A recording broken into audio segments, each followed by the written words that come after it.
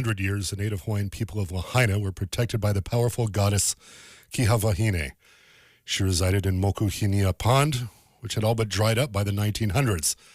At the same time, the carved form of Kihawahine left Hawaii and landed in Germany, where it has been ever since. HPR's Ku'uwehi Hiraishi has more. Kihawahine was the daughter of Pi'ilani, the chief who ruled the island of Maui in the late 1500s. The high-ranking chiefess was transformed upon her death into a mo'o goddess or lizard deity who protected the waterways, ponds, and passages of Lahaina well into the 19th century, says Native Hawaiian academic Noel Kahanu. But she's really most associated with Moku'ula, which is the island, the seat of political power, spiritual power that was present within Lahaina. It was Kihawahine who legitimized the authority of Kamehameha Nui and enabled him to hold on to the land he conquered. He was also known to travel with Kihawahine in carved form, as a female image with lime-bleached hair. By the 1880s, Kihawahine ended up with Edward Arning.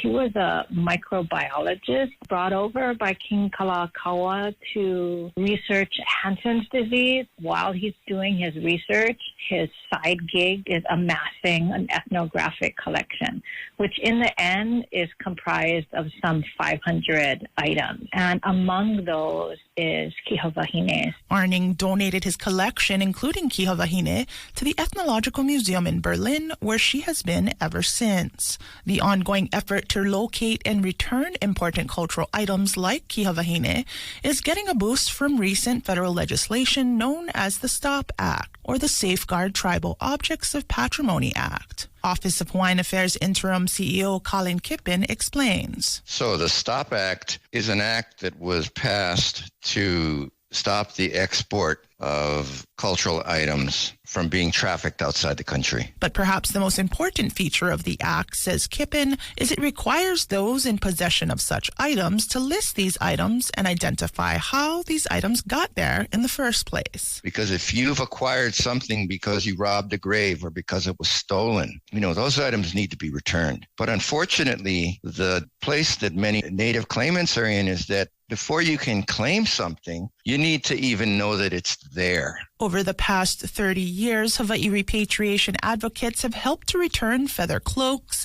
wooden statues, and more than 6,000 ancestral bones.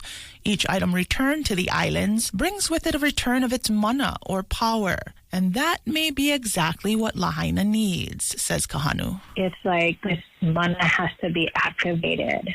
And we activate it by speaking her name and remembering her as the daughter of Pi'ilani, as she who resided in and protected Lahaina. And if that kahea is strong enough, so too is her response and her return.